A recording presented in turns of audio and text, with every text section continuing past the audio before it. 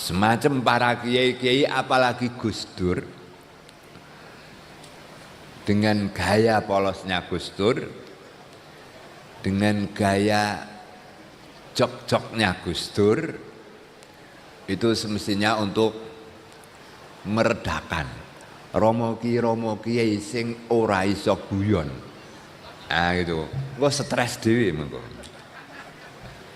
Karena tugasnya yang sangat berat itu. Maka harus diringankan dengan jok-jok. Dan ini adalah contoh yang kita peroleh dari Gus Dur yang menerjemahkan apa? Kitab. Menerjemahkan. Tidak sebagaimana kiai-kiai. Arih nafsaka anit tadbir. Fama qoma bi ghairuka la takum bihi anta li nafsika. Sing wis diurusi karo Gusti Allah wis ben, awake dhewe sing penting usaha. Bariku diserahke karo Gusti Allah. Tinggal guyon-guyon wae. Kalau saya ya tinggal ngutut-ngutut dan ngopi-ngopi saja gitu.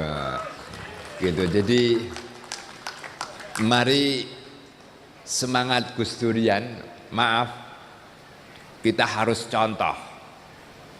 Kita tidak mungkin bisa seperti Gus Dur, tidak mungkin. Ya, yang mutafannin fil ulum. Ngilmu apa wae iso. Wis syarate mursid. Syarate mursid itu mutafannin fil ulum. Ilmu bahasa semua beliau menguasai. Ilmu fikih semuanya beliau menguasai. Siapa bilang? Saya itu punya kiai almarhum Kiai Wahid Zuhdi. Sebelum dia baiat itu kalau sama Gus Dur itu bensinnya Masya Allah. Saya nyetel pidatonya Gus Dur saja disuruh mateni. Tapi ketika dia sudah baiat di dalam satu toreka, ketika dia sudah mempelajari Gus Dur, Masya Allah, pada waktu Gus Dur akan diturunkan, saya rela untuk mati untuk Gus Dur. Karena seluruh apa yang dilakukan Gus Dur ini setelah saya telaah sungguh mencengangkan, cocok sebagaimana fikih-fikih yang kita pelajari itu. Jadi kalau kita itu apa? Gus Durian itu apa? Sehingga saya sering kritik pada saudara-saudara Gus Durian. Kowe kok iso ngaku-ngaku Gus Durian iku modalmu apa kok kendel men. Ilmu jauh, sikap jauh. Ya namun setidak-tidaknya dari kumpulan-kumpulan saudara-saudara Gus Durian ini mengumpulkan, membentuk menjadi satu sosok Gus Dur yang akan memperjuangkan segala hal yang ada di Indonesia ini. Nah itu yang kita harapkan dari Gus Durian tersebut.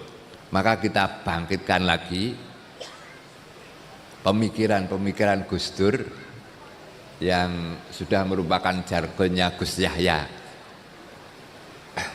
Masa zaman Gus Dur ana tambang ora ana ya. Nah, ora ana. Saya yang tidak ikut-ikutan saja tadi sudah dikisap oleh anak-anak tentang tambangan ini. Dikirain saya ikut menikmati kok dikisap ini. Ini toh saya enggak apa-apa, saya cuma pengurus PWNU wilayah.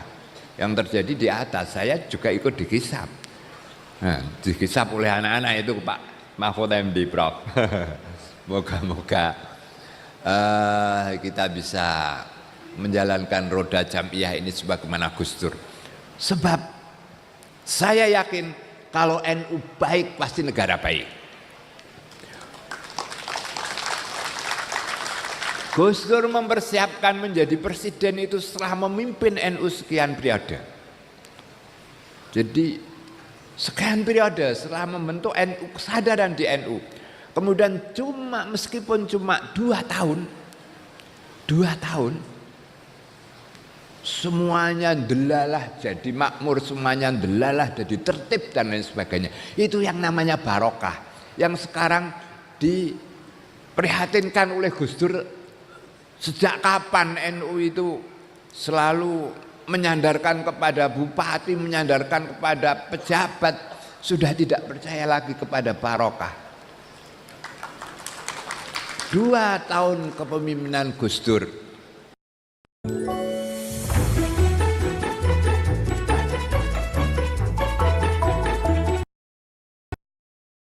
penuh dengan berkah. Meskipun Gus Dur tidak pakai tangan besi, tapi pakai tangannya Pak Mahfud MD cukup saja. Sudah kayak demikian. Oleh karena itu pada suatu saat terakhir ada seorang pengurus NU pamitan pisah sambut karena dia dipilih jadi wakil bupati.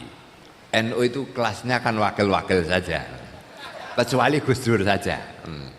Gus Dur saja.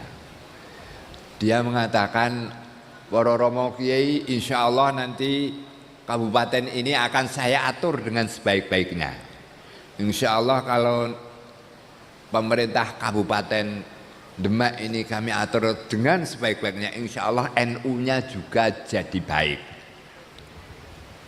Saya sebagai Rais Surya suruh memberikan pengarahan terakhir, niku keliru Pak Kiai.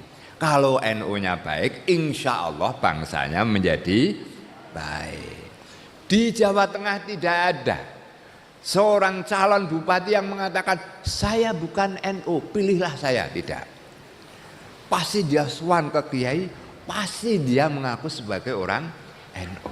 Nah ini, kalau bupati-bupati ini baik, demikian pula para yudikator ini juga orang NU. Maka kalau ini menjadi baik dari NU, dari kawah condro di muka NU sudah baik, maka negara ini juga akan baik gitu.